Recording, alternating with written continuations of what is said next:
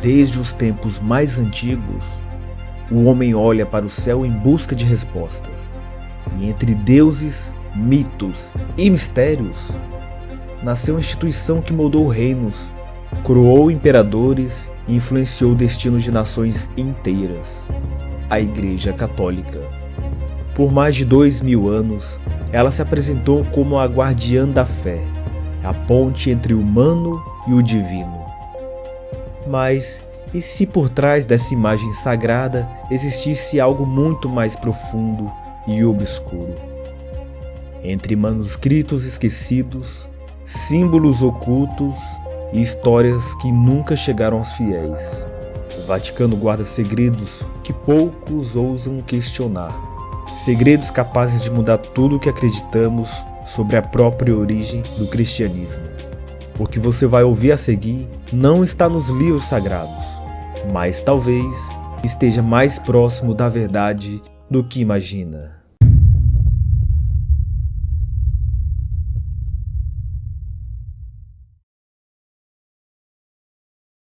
Desde os primórdios da civilização, o homem sempre buscou compreender o divino.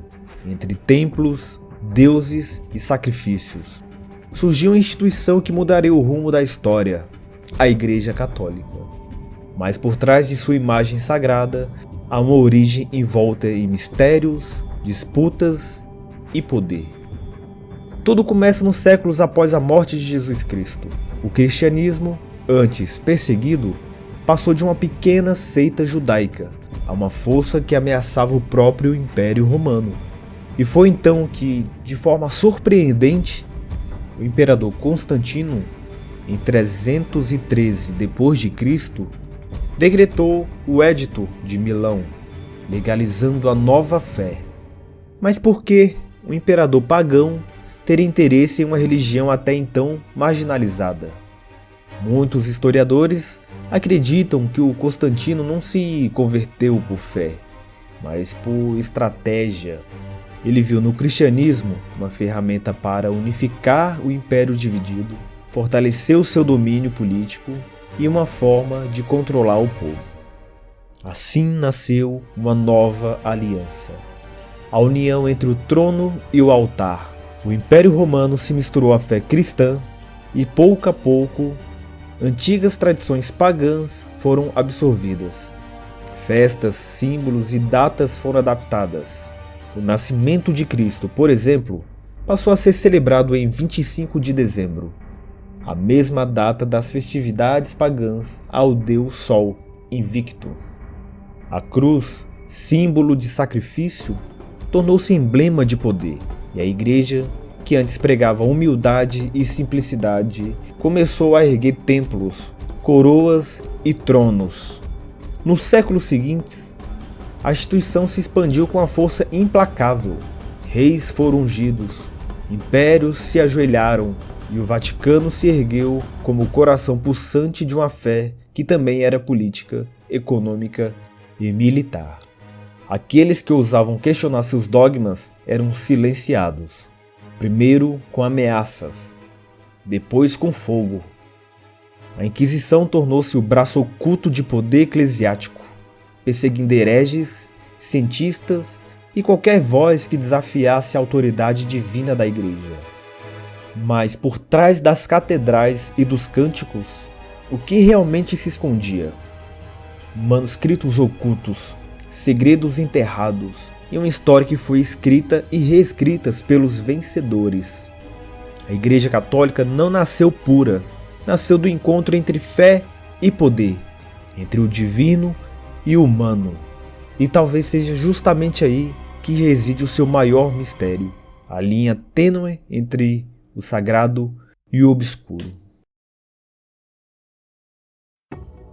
Você já ouviu falar do pior papa da história?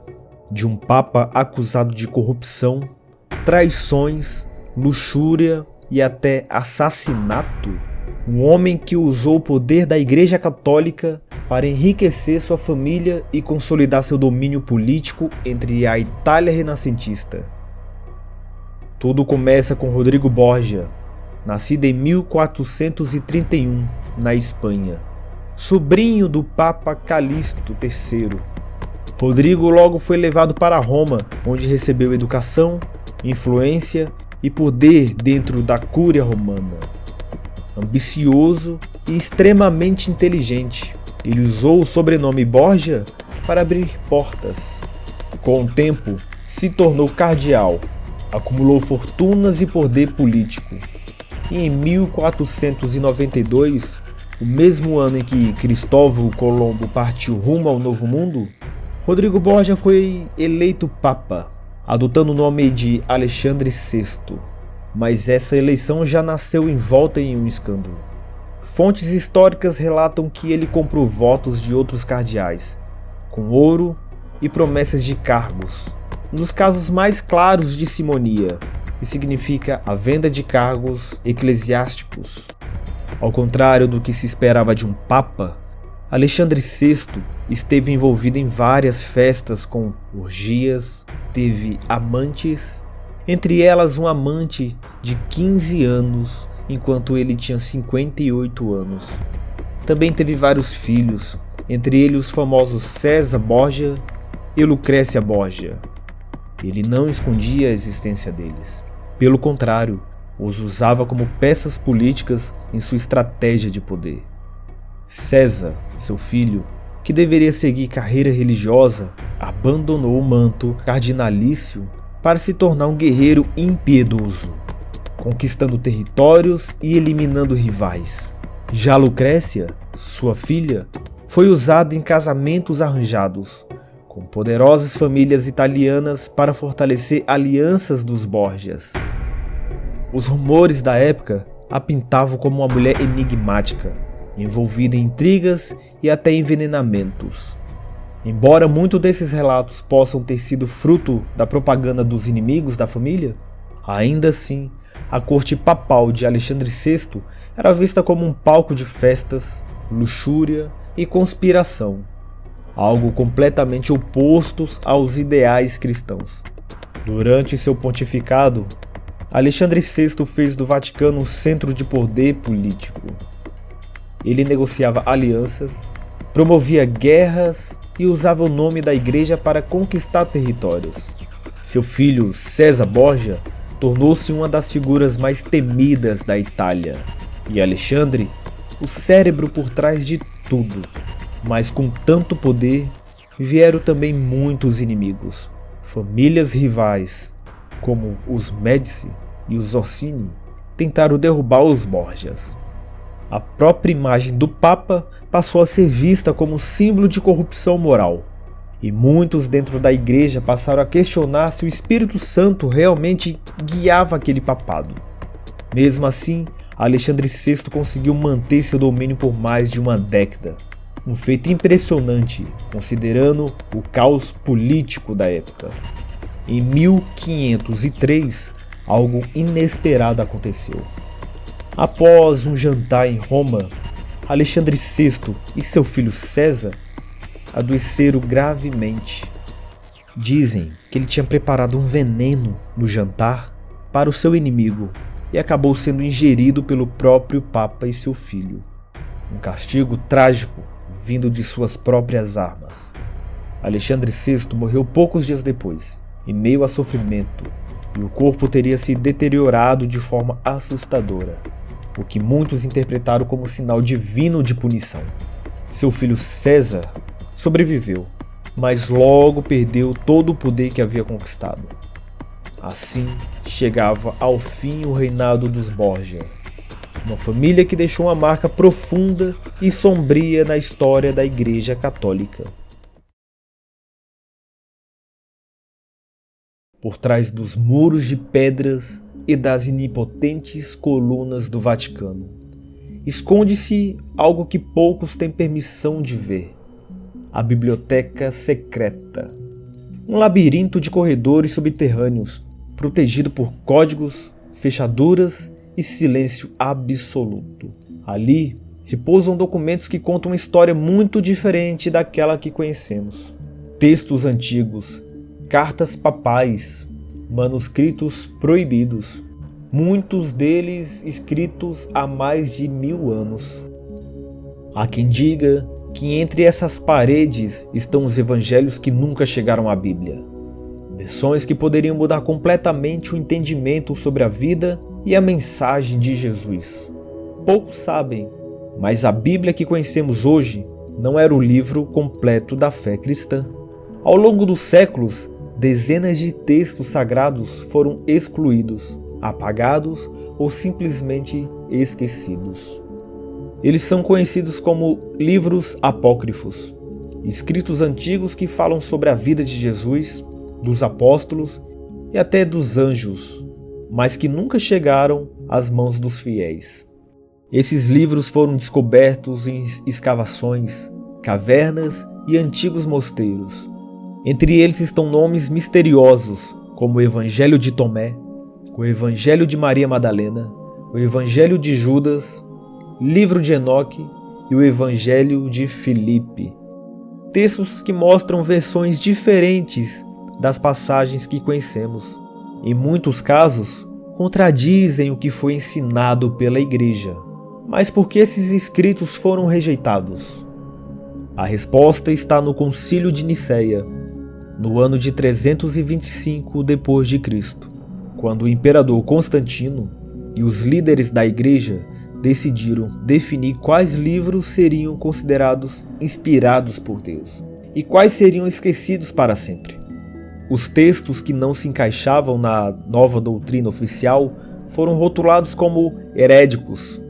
Com o tempo, muitos deles foram destruídos, ocultados ou trancados nos arquivos do Vaticano.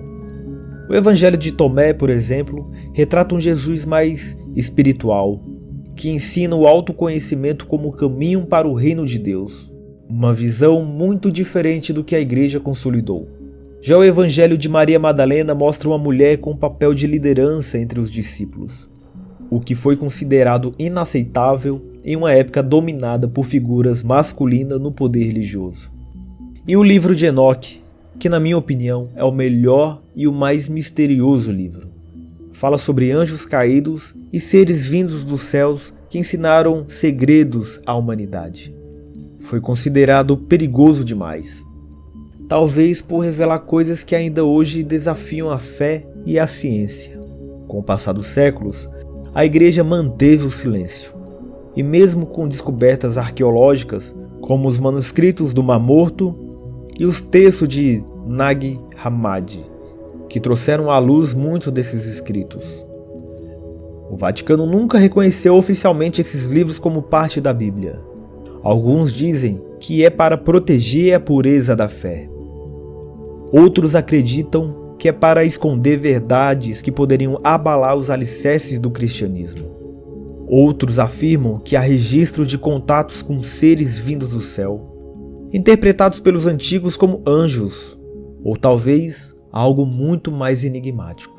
Mas a biblioteca é apenas uma parte do mistério. Durante séculos, o Vaticano acumulou poder e riquezas incalculáveis, templos de ouro, obras de arte e tesouro de civilizações perdidas. Enquanto o povo vivia na pobreza e na fé, os altos membros da Igreja controlavam impérios inteiros com uma simples palavra. Dizem que a riqueza da Igreja é tão grande que é capaz de acabar com a fome mundial. E há ainda os segredos espirituais, rituais antigos, símbolos e práticas herdadas de religiões muito anteriores ao cristianismo. Muitos estudiosos apontam que o Vaticano guarda conhecimento esotérico, saberes sobre astrologia, alquimia e até magia, cuidadosamente camuflados sobre o véu da fé. Mas por que esconder tudo isso? Talvez porque a verdade seja poderosa demais. Ou talvez porque revelar o que está oculto significaria derrubar a base sobre a qual o mundo cristão foi construído. A cada século, novos documentos surgem. Novas vozes tentam expor o que foi esquecido. Mas o Vaticano continua sendo o enigma, o império espiritual que, há quase 2000 anos, decide o que deve ser revelado e o que deve permanecer nas sombras. Não queremos aqui apenas apontar falhas ou construir teorias sombrias. Afinal, qualquer grande instituição humana falível carrega tanto os seus erros quanto os seus anseios mais nobres. A Igreja Católica, com seus 2000 anos, não é exceção. Ela foi e continua sendo palco de fé, de serviço, de debate e de transformação. No fim, resta uma pergunta: será que o Vaticano protege a fé ou protege seus interesses e segredos que poderiam destruí-la? Então deixe sua opinião, ela é muito importante pra gente. Se você gostou do vídeo, não se esqueça de se inscrever e deixar seu like. E até a próxima do Estranho Mundo.